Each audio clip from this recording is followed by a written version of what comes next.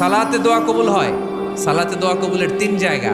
একটা হচ্ছে তাকবীরে তাহরিমার পরে আমরা সানা পড়ি না, আমরা তো একটা পড়ি, আল্লাহর হাবিব সুন্নাহ এবং নফল নামাজে আরো পড়তেন সানা, ওই দোয়া কবুল হয়। দুই নম্বর জায়গা সালাতে সেজদায় পড়ে দোয়া করলে কবুল হয়।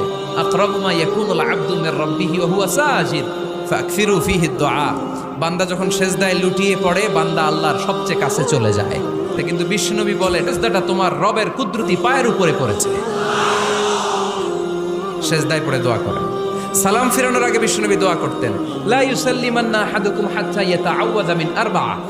আল্লাহর হাবিব বললেন, চার জিনিস থেকে পানাহ না আছে আমার কোন উম্মত যেন সালাম না ফিরায়। তারা যেন পড়ে, আল্লাহুম্মা ইন্নী আউযু বিকা মিন আযাবিল কবর, আউযু বিকা মিন আযাবি জাহান্নাম, আউযু বিকা মিন ফিতনাতিল মাহইয়া ওয়াল মামাত, আউযু বিকা মিন ফিতনাতিল মাসিহিদ দাজ্জাল।